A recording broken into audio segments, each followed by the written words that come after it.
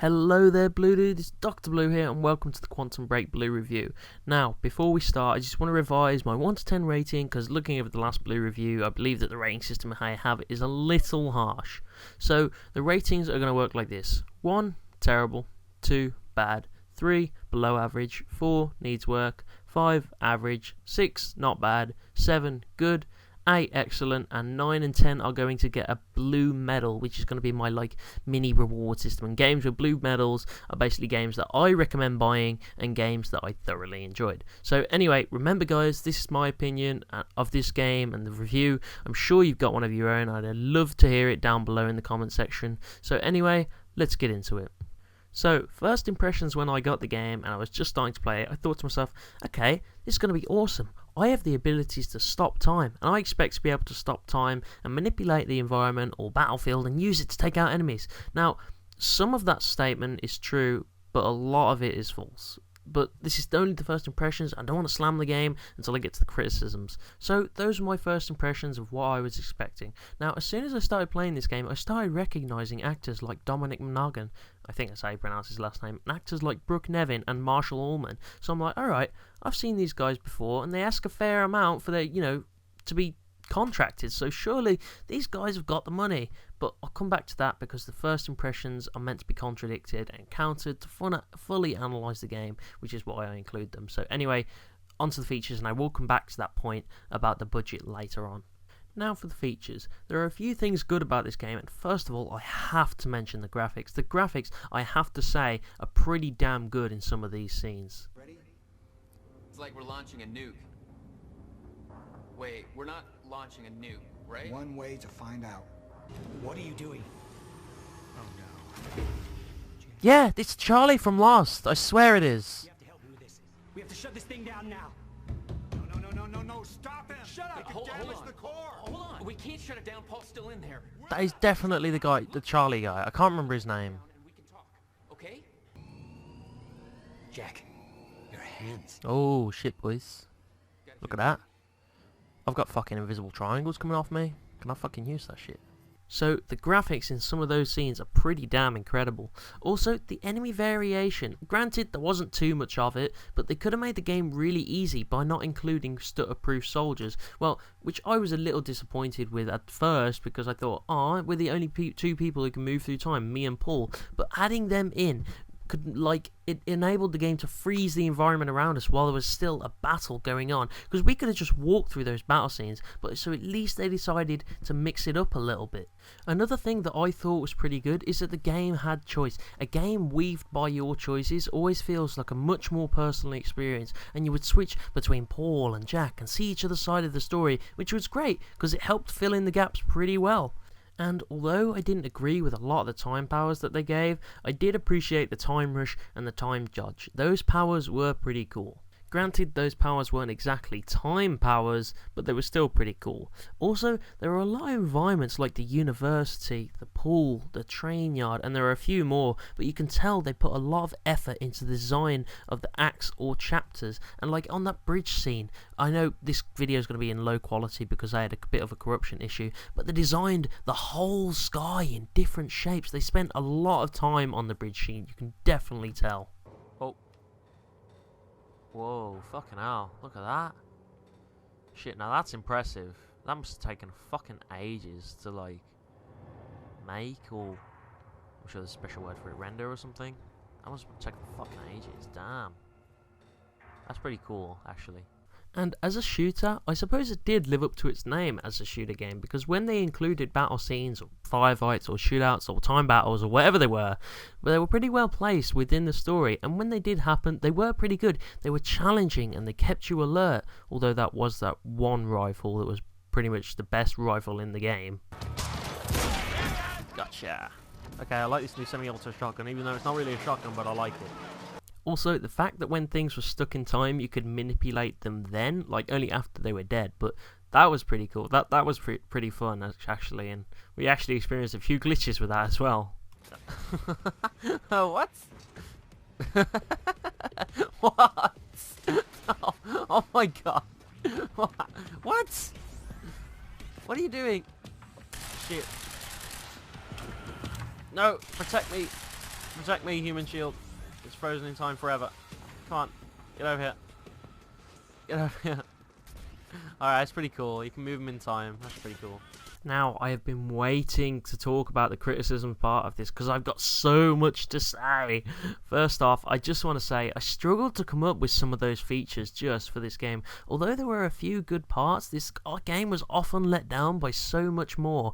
I'd really not be doing my best if I didn't talk about the combat on this game. So first of all, the aiming system on this was awful. As much as I adjusted the aiming sensitivity, it was always so rigid and I felt like it wasn't smooth at all. And to go hand in hand with that, there was no cover system at all. For a shooter game, it really failed in terms of being a shooter. Because as Gears of War stated, the golden rule is taking cover. And this game doesn't have a cover system. Sure, you move into cover a little when you go near it, but you can't blind fire over the cover, which would be extremely helpful, or anything like that. Oh no. Shame you can't blind fire, though. Would have liked to be able to blind fire. And also, there was no sprinting. The only sprint you could do was when you had Time Rush. Well, we still can't sprint, but we can do something. Also, it took us till chapter 2 or 3, I think, to even be able to fucking melee in this game. Oh, we can do melee now. Thank you. It only took us halfway through the game to get to do that. As well as all those features not being in the game, there was no stealth feature, which this game really could have fucking used. Right, some more items over there, but there's some people here. Can I do the sneaky sneak and take this guy out? Can I? No, can I not? Okay. Also, the time powers weren't time powers. I expected to be able to stop time and manipulate the area while time is stopped. Super Hot did it better for fuck's sake. But the powers were Time Dodge, which was a speed ability. Time Rush, we actually had something similar to the power I'm talking about. Time Shield, which was helpful but made no sense because you can't block things with time. Time Blast, again, it was helpful but it had nothing to do with time. Time Vision was literally like Dark Vision in Dishonored.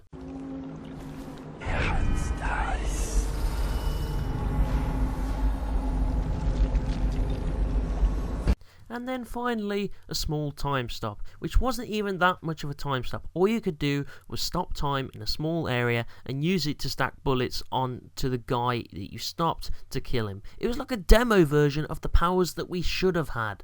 Right, now for the story. Okay, first of all, how Quantum Break tries to say time works is that it's stuck in a loop that keeps happening, but you can't change time. So then what's the point of being able to use time machines in the first place if you can't change time? It doesn't make any sense. And they also try to make paradoxes make sense. At the start of the game, a future Paul comes out of the machine before Paul even entered it and claims to have had the conversation already. Like, what? That's a paradox, because he hasn't even happened yet. He's coming out of the time machine before Paul's even gone in it. It makes no sense. More pressure button. You ready? Here we go. Beep. Go on then. Go have fun. Wait, what? Oh, wait. 2 diehard Stone Crow fans. Wait, so how can that? But if that thing came out, right, but he hasn't stepped in yet, so that thing couldn't possibly come out before he stepped in it, because he'd have to see it before he stepped in it every time, but he can't. I wouldn't think about it too much. I wouldn't think about the logic of this game too much. It's some complicated shit, but I'm not sure that exactly works. Because that means he has a conversation with himself before he even enters the machine, but he can't have a conversation with himself because he didn't enter the machine yet.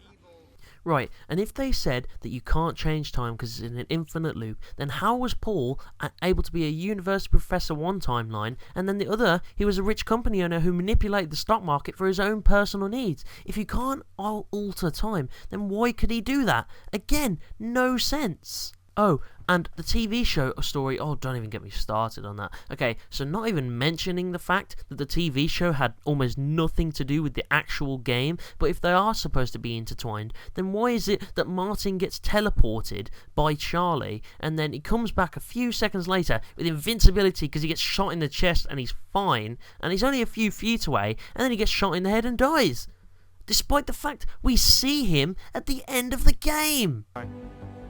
Sorry about that.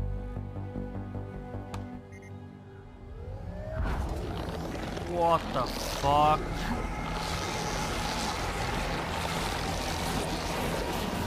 Whoa! What the fuck? But we met Martin at the end, he's fine. Where the fuck did he go? Whoa! What the fuck happened to Martin?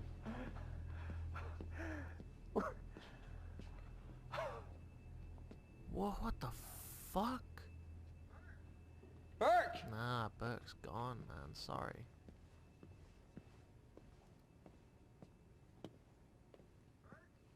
Burke?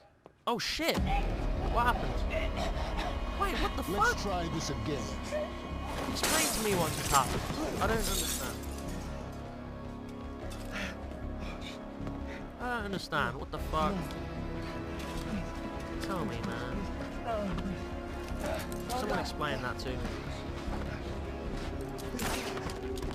Oh shit, she's not happy. Thing is, we never see her through him. Wait. Bullets flying through him? What the fuck? And thus, that day, no sense was made. So I didn't actually realise this was broken until after I watched the TV show. But it is! Like, what the fuck? How is he alive? And if Martin killed the Cronin disrupted life form, aka Dr. Kim, then what was that going around at the end, killing Monarch? I mean, looking back now, that might have been Martin, but we need more explanation on what specifically Charlie did to Martin. We don't understand, and we can't speculate with the story without fully understanding what happened. And then, at the end of the game, we see Martin alive and well. It's like, what the fuck? Wait, aren't you dead, motherfucker? What's going on? Mr. She still Jones, works for Monarch though. Oh, hello, Hatchy boys. Finally. Thought you wanted to talk, not get my life story. Well, you were at the heart of all of this. And you can understand our need to find out exactly. You were cheeky in the first bit. We didn't know you were a bad guy, and you are. It's quite the feat. Paul Serene always danced to his own tune, you know that. What makes you think? What makes me think? Oh, you won't betray me, Martin. If you did. But we can still salvage this What's with these fucking camera cuts? Like for a millisecond. What the? It's not the same Monarch you know, Mr. Joyce. His eyes are really Your yellow. exceptional qualities Oh are my obvious. And we both know you have certain needs our expertise could help with. We can help What are you each other. talking about? You talking about multiplayer game mode, Martin? So the TV show and the game couldn't be any more different. The TV show was supposed to fill in the gaps in the game, but it told a whole story of its own, having almost nothing to do with our game. And despite having all this money to fork out to actors and the game and stuff, you look at the TV show and it seems extremely low budget. Like a lot of the actual TV show looks a lot low budget, especially at the start. What does that happen? Knowing how isn't important, you just need to find him. Wincott is working on a location. Great. Has bolstered the city's employment rate by 32%.